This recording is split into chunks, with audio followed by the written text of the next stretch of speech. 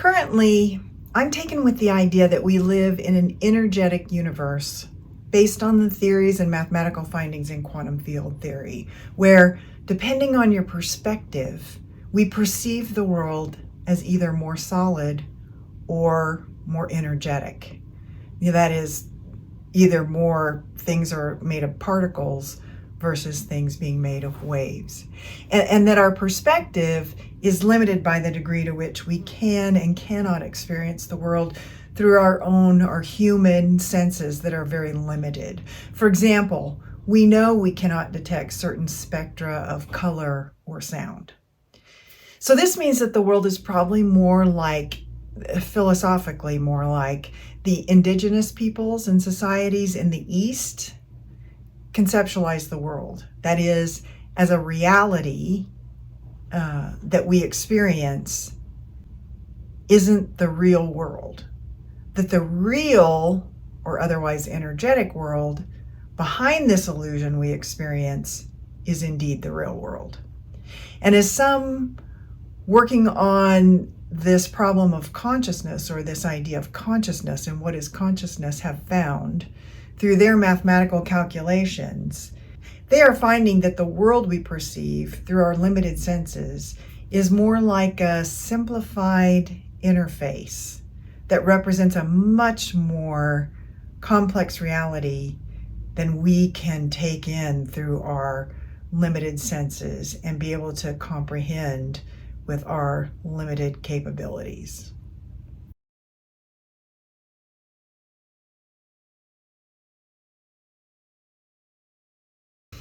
Okay, so this is, what is it? Religion and politics you're not supposed to talk about, but for the purposes of this video, I will answer the question.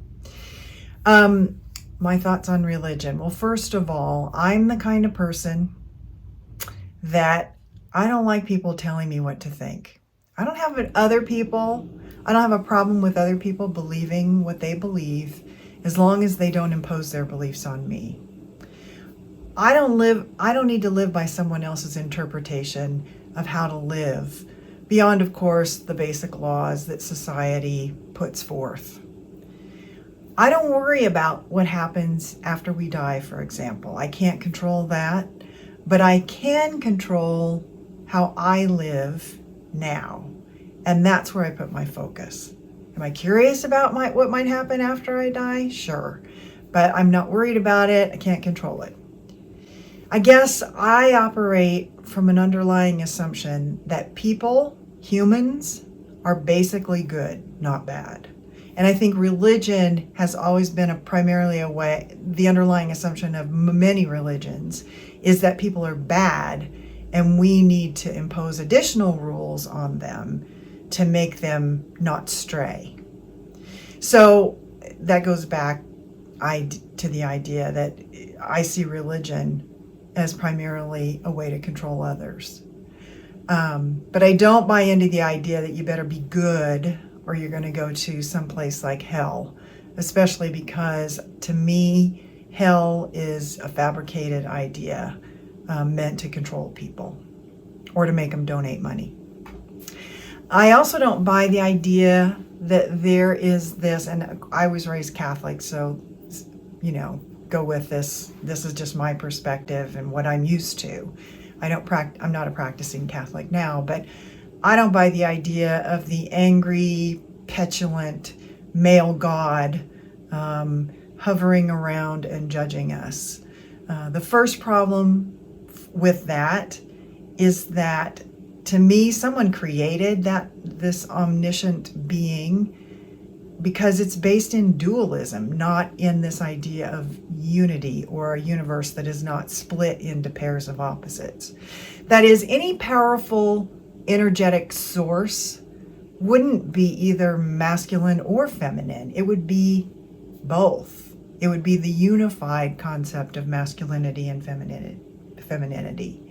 It wouldn't have human emotions like the God I was raised with has. And it wouldn't be judgmental. It would maybe be discerning, but it wouldn't be judgmental. It would be a certain kind of energy that, whatever that is, it doesn't behave like a human. There have been wise people throughout history in all cultures who have basically taught the same concepts. Don't lie, don't cheat, don't steal, don't kill, love one another, etc. And those people who've existed throughout history, some of them have had religions, either maybe they founded them, but for the most part, their followers institutionalized a religion after they passed on. So having said all that, it doesn't mean that I'm not curious about whatever this energy is that makes up us and everything else in the universe. But I try not to get caught in believing things one way or another. Either I know something through my own experience or I don't. Until I know something for myself, instead of latching on to a belief, I instead try to remain as open as I can to different ideas about that concept. So those are my thoughts on religion.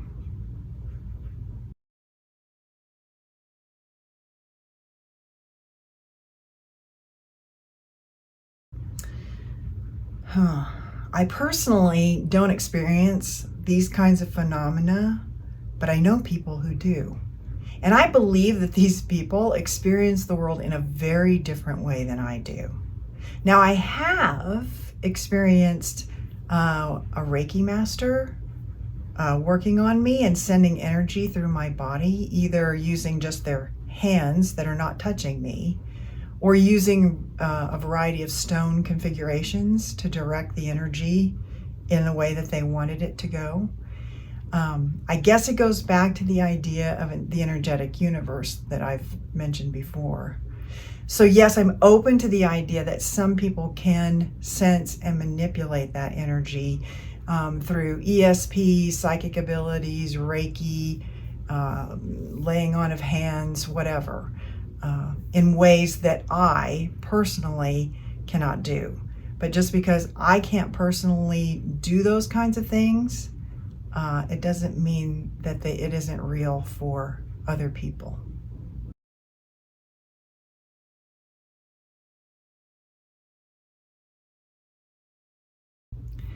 Obviously, our brains are equipped to do logic and analysis, and for some people to sense unseen energy in the universe. And of course, we all can use our imagination. So I think it's sort of a left brain, right brain thing as far as being able to sense energy or to channel other information like psychics can do.